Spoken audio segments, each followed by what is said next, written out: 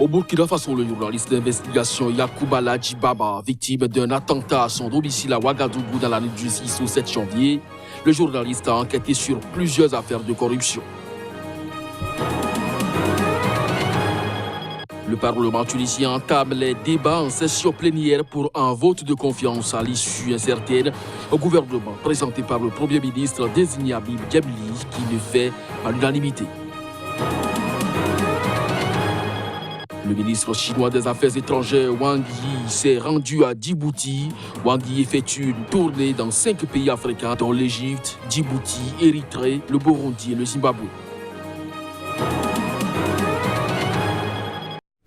Ainsi se présente le sommaire de cette édition. Mesdames, Messieurs, bonjour et bienvenue. Le Parlement tunisien a entamé les débats en session plénière pour un vote de confiance à l'issue incertaine au gouvernement présenté par le Premier ministre désigné Habib Djebli, lui qui toujours ne fait pas l'unanimité au sein de la classe politique nationale tunisienne. Reportage.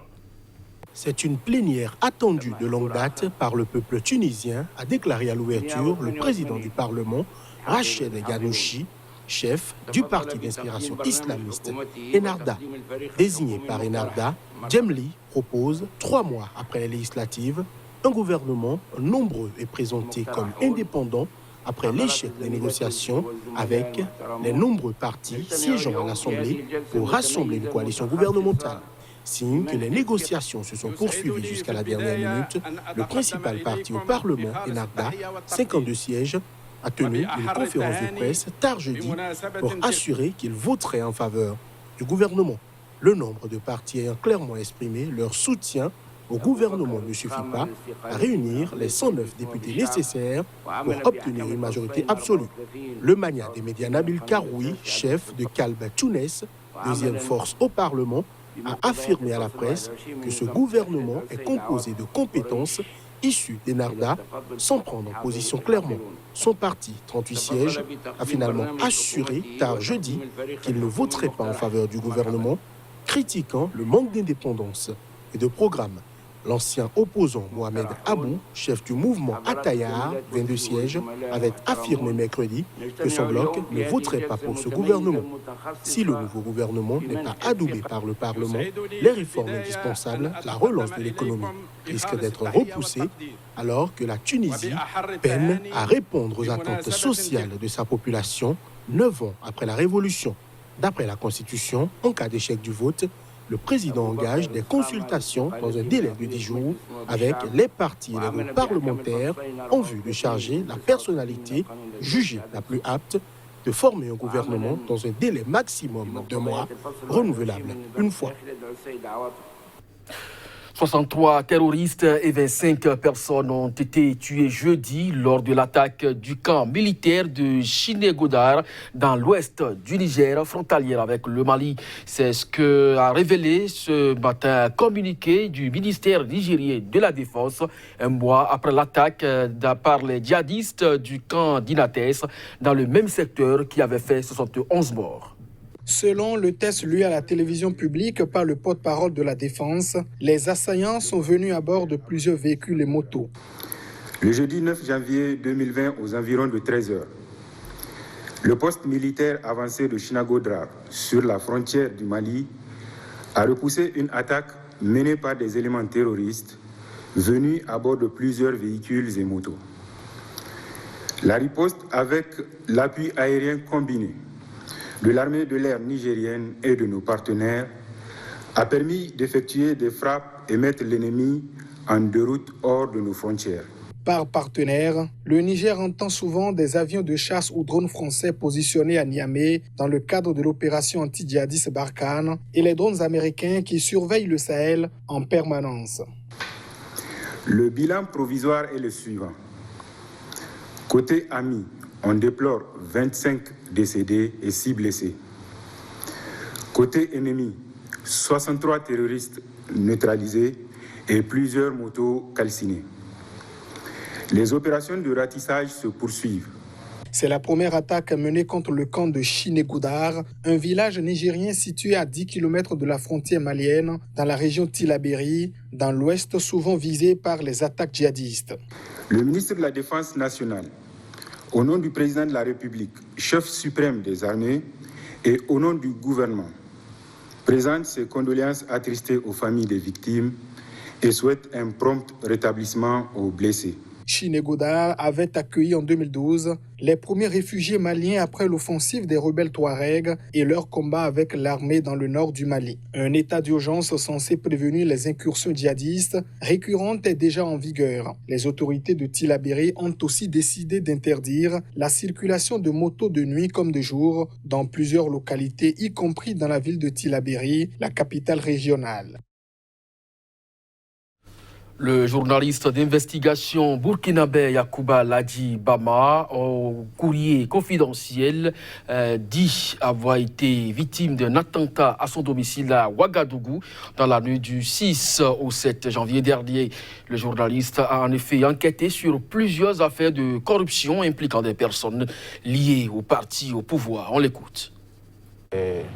Par la fenêtre de la chambre qui est là, nous avons vu la voiture qui était garée là où je suis, une grosse flamme qui montait de l'arrière du véhicule. Donc nous sommes sortis précipitamment. Nous avons vu que le feu était en train de monter. Et donc, accompagné de mon neveu qui vit avec moi, nous avons pris des seaux et nous avons pris de l'eau sur ce robinet qui était juste à côté.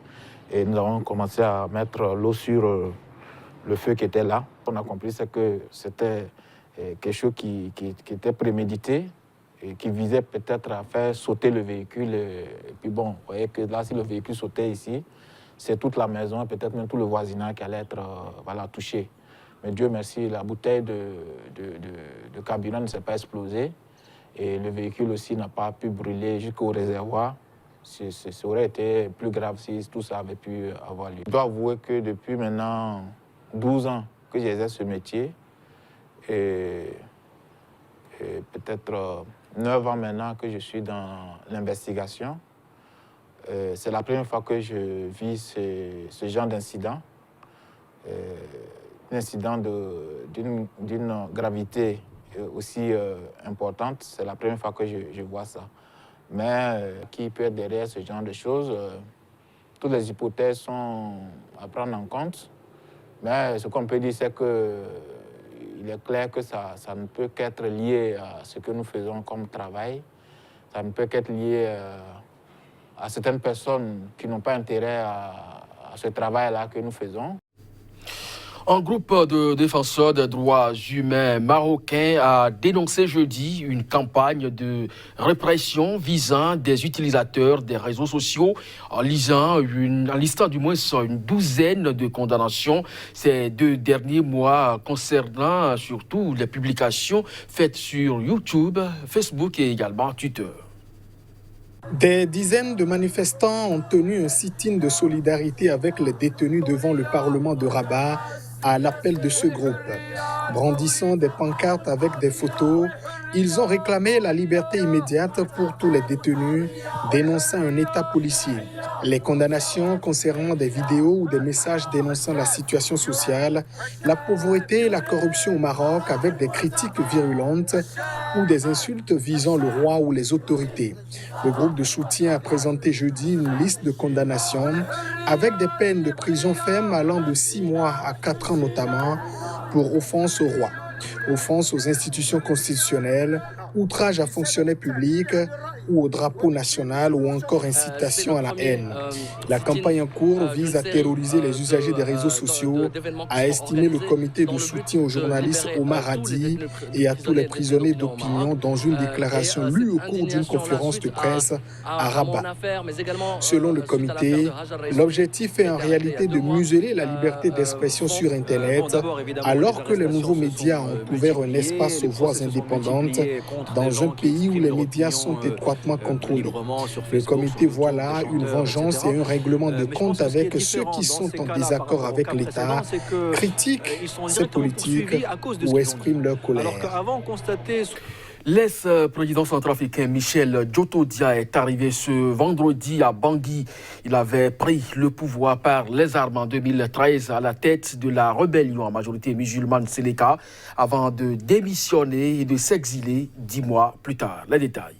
Michel Djotodia, unique et éphémère chef de l'État musulman de ce pays pauvre d'Afrique centrale, toujours en proie à la guerre civile depuis 2013, a atterri à Bangui dans la matinée à bord d'un vol en provenance de Casablanca via Douala au Cameroun. Un journaliste de l'agence France Presse l'a vu à son arrivée dans un hôtel de Bangui, acclamé par une trentaine de ses partisans. À 71 ans, Michel Djotodia revient au pays après 6 ans d'exil au Bénin où il vivait jusqu'alors et 24 jours après le retour à Bangui de François Bozizé, le président qu'il avait renversé avant de s'autoproclamer chef de l'État le 24 mars 2013. Djotodia était alors à la tête de la rébellion dominée par la communauté musulmane de la Séléka, un mouvement qu'il avait fondé et dissous le mois suivant sa prise du pouvoir, mais qui a continué à combattre des groupes d'autodéfense appelés anti-Balaka à majorité chrétienne. Michel Djotodia, en exil au Bénin depuis sa chute, affirmait encore il y a peu via ses proches s'y plaire et y apprécier sa nouvelle vie. Mais le retour de François Bozizé semble avoir changé la donne, tout comme la perspective de la présidentielle prévue en décembre 2020. Il était ces dernières années resté en contact avec certains chefs de guerre centrafricains, notamment Nouroudine Adam, chef de l'Union des forces démocratiques pour le rassemblement UFDR, membre de la rébellion de la Séléka. Djotodia s'était autoproclamé président de la République le 24 mars 2013 après le renversement de François Bozizé. Il avait démissionné en janvier 2014 sous la pression internationale. Je vous le disais en titre, le ministre chinois des Affaires étrangères, Wang Yi, s'est rendu à Djibouti. Il a été reçu par le président de Djibouti, Ismaël Omar Guelleh. Wang Yi effectue une tournée dans 5 pays africains, dont l'Égypte, Djibouti, l'Érythrée, le Burundi et surtout le Zimbabwe. Reportage. Le conseiller d'État chinois et ministre des Affaires étrangères, Wang Yi, s'est engagé jeudi à renforcer la coopération pragmatique entre la Chine et Djibouti et a appelé les deux pays à élever leur partenariat stratégique à un nouveau niveau. Au cours de sa rencontre avec le ministre des Affaires étrangères et de la coopération internationale de Djibouti, Wang a fait l'éloge du développement des relations sino-djiboutiennes et a indiqué que la Chine était pour Djibouti un partenaire de longue durée sincère et fiable.